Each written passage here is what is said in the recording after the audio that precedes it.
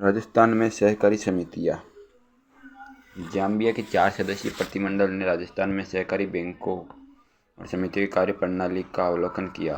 अंतर्राष्ट्रीय सहकारिता वर्ष 2025 के तहत विभिन्न देशों के प्रतिनिधिमंडल अन्य देशों का दौरा कर उनकी शहरी व्यवस्था का अध्ययन कर रहे। प्रतिनिधिमंडल ने जयपुर केंद्रीय सहकारी बैंक, अपेक्स बैंक, बिलवा ग्राम सेवा सहकारी समिति एवं बड़े का बालाजी या प्राथमिक दुग्ध उत्पादक सहकारी समिति का दौरा कर सहकारी योजनाओं को सफल बनाने के लिए किए गए प्रयासों को समझा। प्रतिनिधिमंडल को सहकारी आंदोलन की प्रभावशीलता और राज्य में सहकारी संस्थाओं की भूमिका के बारे में जानकारी दी गई है।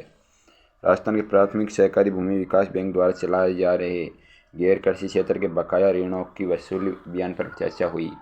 इस अवसर पर जाम्बिया के प्रतिनिधियों ने भी अपने देश की सहकारी नीतियों और कार्यक्रमों की जानकारी साझा की, जिससे दोनों देशों के बीच सहकारी क्षेत्र में अनुभव का आदान प्रदान संभव हुआ। सज्जनगढ़ वन्यजीव अभयारण्य।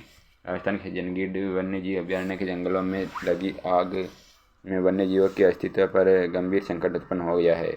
सज्जनगढ़ अभयारण्य राजस्थान के उदयपुर जिले में अरावली पर्वतमाला में स्थित है, जो अपनी समृद्ध जैव विविधता और ऐतिहासिक सज्जनगढ़ पैलेस के लिए प्रसिद्ध है। सज्जनगढ़ अभयारण्य 5.19 वर्ग किलोमीटर क्षेत्र में फैला हुआ है और सज्जनगढ़ क्षेत्र की सुरक्षा के लिए उसकी सुरक्षा के लिए किशन पोल नामक चट्टानी दीवार बनाई गई थी। किशन पोल नामक जो चट्टानी दीवार बनाई गई थी सज्जनगढ़ के बचाव के लिए। ये अभयारण्य सज्जनगढ़ अभयारण्य चित्तल, पैंथर, नीलगाय, सियार, जंगली सूअर, लकड़बग्गा और सांबर सहित कई अन्य वन्य जीवों का प्राकृतिक आवास है। इसके अलावा यहाँ पक्षी और सरीसृपों की भी एक विस्तृत श्रृंखला पाई जाती है। सज्जनगढ़ अभयारण्य में स्थित जियान झील, जिसे टाइगर झील या बारी झील भी कहते हैं, सज्जनगढ़ अभयारण्य के लिए जल संसाधन का कार्य करती है। जियान झील, जो इसका टाइगर झील या बारी झील भी कहते हैं, वर्ष 1664 में महाराणा राज सिंह द्वारा निर्मित सज्जनगढ़ झील 1.25 वर्ग किलोमीटर क्षेत्र में फैली हुई है। सज्जनगढ़ झील का जल भंडारण क्षमता 400 मिलियन क्यूबिक फीट है। सज्जनगढ़ वर्ष 1884 में निर्मित सज्जनगढ़ पैलेस, जिसे मानसून पैलेस के नाम से भी जाना जाता है, का एक हिस्सा है। महल का नाम मेवाड़ राजवंश के शासकों में से एक महाराणा सज्जन सिंह के नाम पर रखा गया। वर्ष 1983 में सज्जनगढ़ अभयारण्य को वन्यजीव अभयारण्य 1983 में घोषित किया गया। Government Digitek awards 2025। 18 मार्च 2025 को राजस्थान चिकित्सा सेवा निगम RMSCL को ET गवर्नमेंट डिजिटेक अवार्ड 2025 से सम्मानित किया गया है। ये पुरस्कार राजस्थान चिकित्सा सेवा निगम RMSCL को डिजिटल तकनीक के माध्यम से ऑक्सीजन संसाधन प्रबंधन को सुदृढ़ करने के लिए प्रदान किया गया है। इसका उद्देश्य चिकित्सा सेवाओं में नवाचार, डिजिटीकरण और प्रभावी संसाधन प्रबंधन को बढ़ावा देना है। ये राज्य सरकार द्वारा संचालित सार्वजनिक उपक्रम है। RMSCL सेवा निगम द्वारा जो चलाई गई है गवर्नमेंट डिजिटेक अवार्ड, ये इसका उद्देश्य चिकित्सा सेवाओं में नवाचार, डिजिटीकरण और प्रभावी संसाधन प्रबंधन को बढ़ावा देना है। ये राज्य सरकार की द्वारा संचालित सार्वजनिक उपक्रम है, जिसे राजस्थान में चिकित्सा सेवाओं को सुदृढ़ करने के लिए स्थापित किया गया है।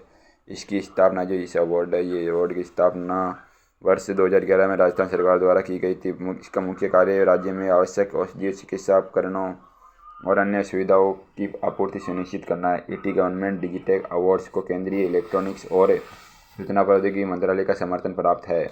पंडित दीनदयाल उपाध्याय गरीबी मुक्त गाँव योजना। राजस्थान के मुख्यमंत्री ने पंडित दीनदयाल उपाध्याय गरीबी मुक्त गाँव योजना के तहत प्रदेश के 5000 गाँवों को गरीबी मुक्त बनाने की घोषणा की है। इस योजना में पंडित दीनदयाल उपाध्याय गरीबी मुक्त योजना में अंतर्गत चिन्हित गाँवों के सभी BPL परिवारों को गरीबी रेखा से ऊपर लाने के उद्देश्य से 300 करोड़ रुपए की धनराशि स्वीकृत की है। इसके तहत अवैध कॉलोनियों में रहने वाले लोगों को पट्टे प्रदान किए जाएंगे। योजना के पंडित दीनदयाल गरीबी मुक्त योजना के तहत प्रथम चरण में 5000 गाँवों को शामिल किया जाएगा। यहाँ सरकार द्वारा विकास योजनाओं से रोजगार के अवसरों, कौशल विकास कार्यक्रमों तथा वित्तीय सहायता की व्यवस्था की जाएगी। इसके अतिरिक्त प्रमुख जिला सड़कों MDR मेन डिस्ट्रिक्ट रोड के माध्यम से गाँवों को बेहतर परिवहन सुविधाएं प्रदान की जाएगी, जिससे संपर्क और आजीविका के अवसर में वृद्धि होगी। एक मुश्त समझौता योजना। राजस्थान सरकार ने किसानी एवं लघु उद्यमियों के लिए एक मुश्त समझौता योजना OTS लागू करने की घोषणा की है। इसका प्रमुख उद्देश्य किसानों और लघु उद्यमियों को वित्तीय संकट से बचाना और भूमि विकास बैंकों की स्थिरता सुनिश्चित करना है। OTS योजना के तहत एक मुश्त समझौता योजना के तहत इस योजना के तहत यदि ऋणी 1 जुलाई 2024 तक अवधि पार हो चुके मध्यकालीन एवं दीर्घकालीन ऋण के मूलधन की 100% राशि जमा करते हैं तो उन्हें ब्याज से 100% छूट प्रदान की जाएगी। इसके अलावा 5% अनुदान की सुविधा भी उपलब्ध कराई जाएगी, जिससे पात्र ऋणी सदस्य पुनः ऋण प्राप्त करने में सक्षम होंगे। इस योजना में एक मुश्त जो समझौता योजना ओटीएस इस ओटीएस में योजना में भूमि विकास बैंकों से जुड़े 36,351 अवधि पार ऋणी सदस्यों को लाभ मिलेगा। विभिन्न आपदाओं के कारण किसानों की किस्तें समय पर नहीं चुका सके, जिससे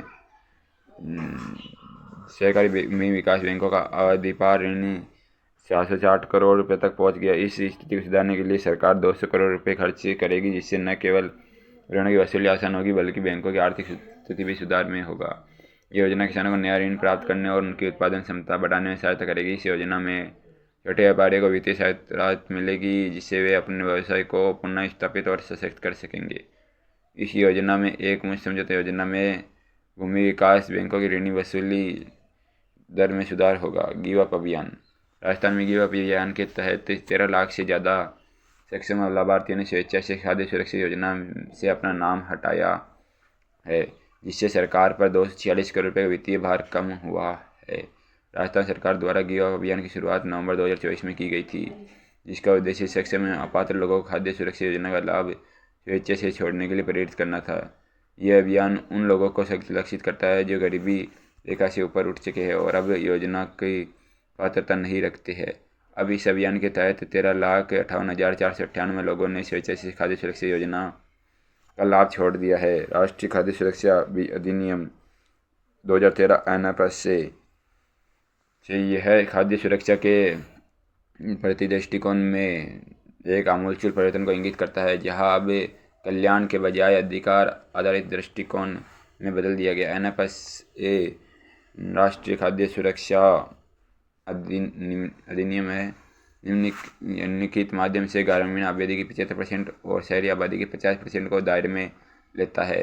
अंत्योदय अन्न योजना, इसमें निर्धनतम आबादी को दायरे में लिया गया है। अंत्योदय अन्न योजना में प्रति परिवार की प्रति माह 35 किलोग्राम खाद्यान्न प्राप्त करने की हकदार है। प्राथमिकता वाले परिवार PHH की श्रेणी के अंतर्गत यानी प्रायोरिटी हाउस होल्ड PH यानी हाउस होल्ड्स, इस श्रेणी के अंतर्गत शामिल परिवार प्रति व्यक्ति प्रति माह 5 किलोग्राम खाद्यान्न प्राप्त करने के हकदार है। प्राथमिक परिवार। अंतर्राष्ट्रीय वन दिवस 21 मार्च 2025 को Rajasthan international centre RIC Jaipur में अंतर्राष्ट्रीय वन समारोह का आयोजन किया गया। इस अवसर पर राजस्थान के मुख्यमंत्री ने वन संरक्षण, पर्यटन, जलवायु परिवर्तन के कार्यक्रम की शुरुआत की। मुख्यमंत्री ने जयपुर एवं वन परीक्षण एवं प्रबंधन संस्थान की जो शिलान्यास किया। सीतामाता वन्य जीव उद्यान में इको टूरिज्म फैसिलिटीज एवं केवलादेव राष्ट्रीय उद्यान भरतपुर एवं नाहरगढ़ बायोलॉजिकल पार्क में इलेक्ट्रिक जो केवलादेव और Nahargarh biological park Keoladeo Nahargarh biological park और इलेक्ट्रिकल के गल्फ कार्ट की शुरुआत की। मृदा स्वास्थ्य कार्ड एवं राजस्थान की में जलवायु परिवर्तन प्रतिक्रिया और पारिस्थितिकी तंत्र सेवा संवर्धन CRESEP लोगों को CRESEP का लोगों को अनावरण किया गया। जीजी वन ऐप का उद्घाटन किया गया, जो वन विभाग में पारदर्शिता बढ़ाने तो IT तकनीक पर आधारित है। वन मित्रों को किट वितरित की गई और फील्ड में कार्यरत महिला वन कर्मियों को सम्मानित किया गया। अंतर्राष्ट्रीय वन दिवस की शुरुआत वर्ष 1971 में खाद्य एवं कृषि संगठन FAO द्वारा स्थापित विश्व वानिकी दिवस में हुई। इसे संयुक्त राष्ट्र महासभा द्वारा वर्ष 2012 में औपचारिक रूप से मान्यता दी गई। अंतर्राष्ट्रीय वन दिवस 2025 का विषय वन और भोजन है। मुकुंदरा हिल्स टाइगर रिजर्व मध्यम आकार की और स्थानीय रूप से संकटग्रस्त बिल्ली केराकल को पहली बार Rajasthani Mukundra hills tiger reserve में देखा गया। जो मध्यम आकार की बिल्ली है केराकल को कहा जाएगा मुकुंदरा हिल्स में। इसका वैज्ञानिक नाम केराकल सिम्सिजी है। केराकल एक रात्रिचर बिल्ली प्रजाति है जो अफ्रीका, मध्य पूर्व, मध्य एशिया और दक्षिण एशिया में पाई जाती है। इसकी पहचान लंबे, नुकीले और काले गुच्छे वाले कानों से की जाती है। इसका नाम तुर्की शब्द करकुलक से लिया गया है, जिसका अर्थ है काले कान। यह अत्यंत फुर्तीला शिकारी है और जो तथा तेज गति और लंबी छलांग लगाने की क्षमता के लिए जाना जाता है। इसका मुख्य आहार छोटे खुर वाले जानवर का कृंतक है।